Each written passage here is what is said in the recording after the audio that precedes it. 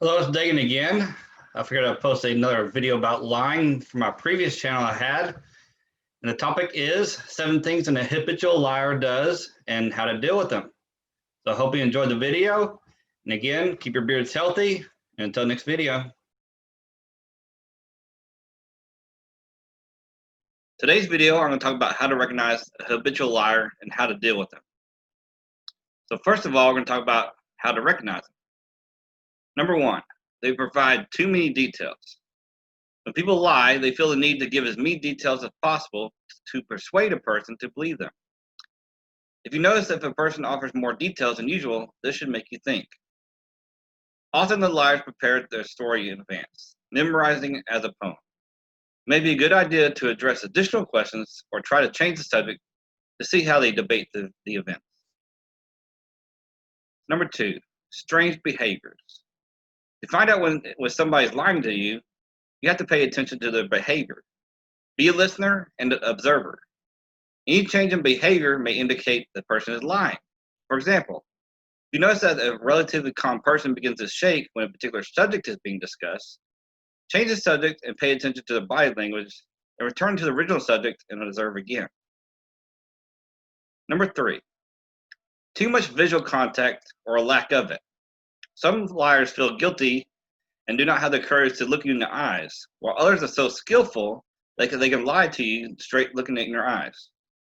Some even exaggerate with visual contact to make sure you understand what they tell is the truth, so to speak.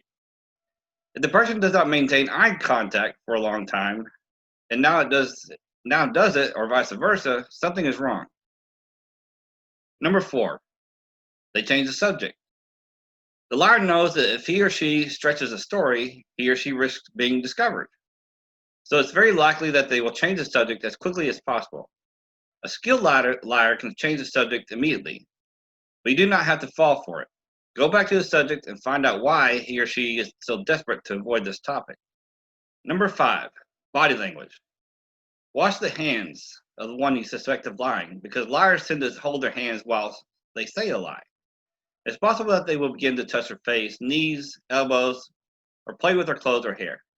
Number 6, delayed or inappropriate reactions. When a person is truly happy or angry, these states are expressed on their whole face.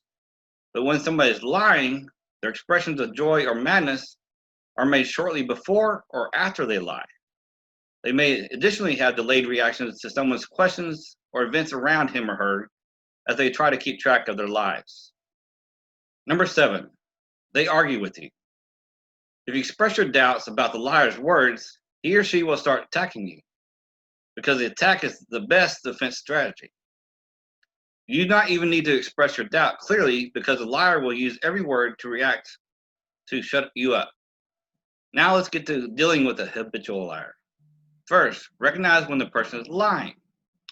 When somebody lies, our trust in them is broken, and we barely give them credit after that. Yet once you notice a change in their behavior or attitude, keep a track of their words and determine whether they lie or not. Number 2, are lies harmful? Someone may lie to cover an embarrassing situation, or simply because they have done something that may cause temporary discomfort. If you discover that the lie is for their own pleasure, benefit, or the purpose of harming you, then you should address the problem. 3, address the problem. It's necessary to make the person aware that you know what happened. If you tolerate it or hope for change, then things may get worse. Calmly discuss the problem in private with a liar and try to understand the reasons behind their lies. Number 4, the reason behind the lie. Well, what influenced a person to lie to you? What were the causes?